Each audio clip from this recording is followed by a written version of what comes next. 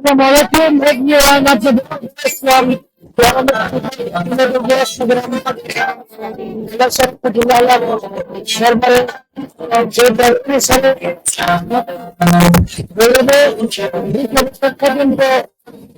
Hello বন্ধুরা, আমরা এই মুহূর্তে চলে চলে আসলাম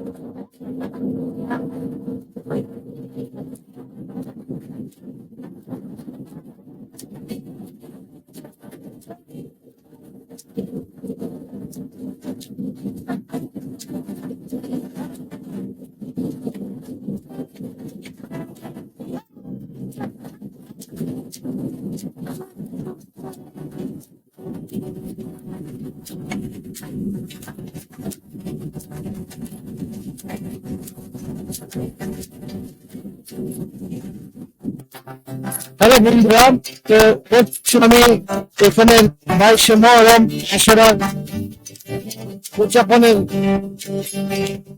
কিছু দেখাবো আপনাদের।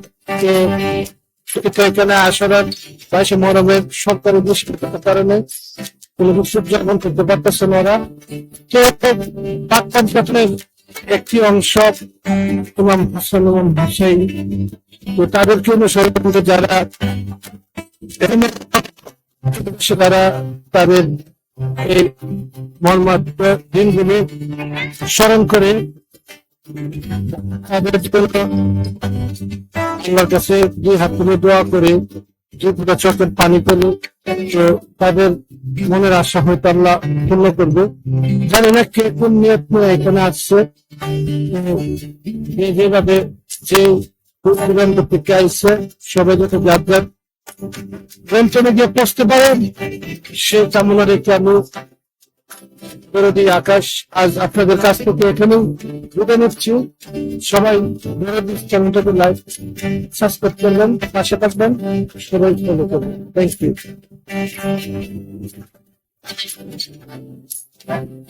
আসসালামু আলাইকুম। আমি দরবার শরীফের একজন নগণ্য গোলাম সৈয়দ ইনসানি চিশতি সৈয়দ আলাইমি আউলিয়া রহমতুল্লাহ আলাই, উনি সৈয়দ নাসিরুদ্দিন শিবহাত রহমতুল্লাহ আলাই বংশধর। উনি আওলাদ রাসূল। উনি এই দেশে আজ থেকে 200 থেকে 250 বছর পূর্বে উনি এসেছিলেন। উনি এসে আমাদের দরবারে তরিকানে হুসাইনিয়া আমাদের মধ্যে উনি প্রচার করেছেন।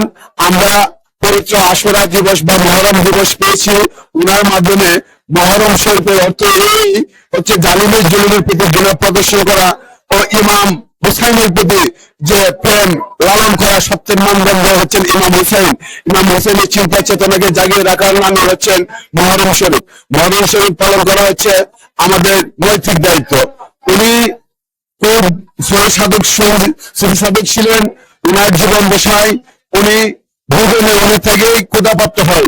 উনার সর্বপ্রথম বাণী ছিলেন ভোজনের ত্যাগের ভিতরে ক্ষুধাপ্রাপ্ত হয়। অর্থাৎ ভোগ বিলাস করলে আর আনায়াস করলে আল্লাহ রাসূল পাওয়া যায় নাই, ত্যাগের মাধ্যমে আল্লাহকে পাওয়া যায়।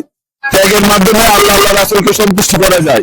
মহরম শব্দের বা জারি মুফাগে শব্দটা ব্যাখ্যাটা গম কায়ের করা, এটা ইমাম হুসাইনের চেতনাকে জাগিয়ে রাখার নামই আমাদের এই কর্মকাণ্ড। ইমাম হুসাইনকে জাগ্রত রাখাটাই আমাদের মূল কাণ্ড।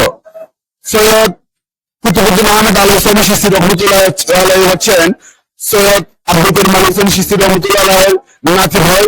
উনি একজন মহান পুরুষ ছিলেন, মহাসাধক ছিলেন। আমার জীবন দশায় আমি ওনার অনেক অলৌকিক ঘটনা দেখেছি, শুনেছি। উনি একজন জবরদস্তি কামেল ব্যক্তি ছিলেন। উনার লক্ষ লক্ষ ভক্ত আশিকান মুরিদান ছিলেন, আছে, আজ অবধি আছে। আজ আমাদের পবিত্র 22শে মহরম উরস মোবারক ছিলেন। কারণ আজকে সারা দেশে কারফিউ জারি চলতেছে, সারা দেশে রাষ্ট্রীয় আইন চলতেছে। সারা দেশে রাষ্ট্রীয় আইনের কারণে আমরা রাষ্ট্রীয় আইনের কারণে উরুসকে নিষিদ্ধ করা হয়েছে। আমরা উরুস এই বছরের মতন আমরা অফ রেখেছি। এর মধ্যে অনেক ভক্তবৃন্দরা অজানা অবস্থায় আজকে দরবার শরীফে উপস্থিত হয়েছেন। ওনারা অনেক দূর দূরান্ত থেকে অনেক কষ্ট করে এসেছেন। ওনারা আমরা পরিচয় 22শে মহরম আজ থেকে 130 বছর যাবৎ আমরা এই অনুষ্ঠানটি করে আসছি। আজকে 130 বছর হয়েছেন এই অনুষ্ঠানটা আমাদের চলতেছে। এর ভিতরে কোনো সময় অবস্থা হয়নি।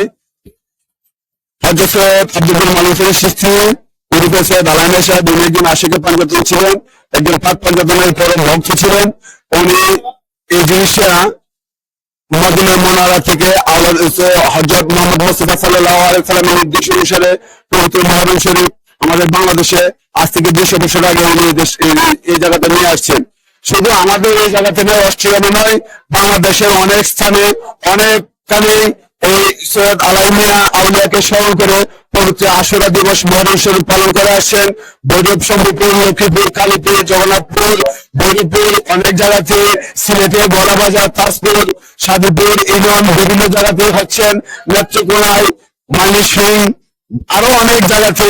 আমার জানা সত্ত্বে সুনামগঞ্জ থেকে শুরু করে বাংলাদেশ পর্যন্ত, ঢাকা থেকে অনেক জায়গাতে, বাংলাদেশের অনেক জায়গাতে বাবা সৈয়দ আলাইমিয়া আউলিয়াকে স্মরণ করে পবিত্র মুহররম শরীফ পালন করে আসছেন এবং 22শে মুহররম শরীফ পালন করে আসছেন। আমরা আজকে 200 বছর যাবৎ এই অনুষ্ঠানটি পালন করে আসতেছি। আমরা বর্তমান সারা দেশে কার্যকরী দাবি থাকার কারণে 22শে মুহররম নিয়মিত আকারে আমরা পালিত হচ্ছে। তাই আমরা প্রত্যেক আসে ভক্তবৃন্দকে অনুরোধ করতেছি যে দিনের বেলা মাজার জিয়ারতের কাজ শেষ করে প্রত্যেকে যার যার নিজ গন্তব্যস্থানে চলে যাওয়ার জন্য। তো আমার মতন অনেক দর্শক এসেছিল দেখা।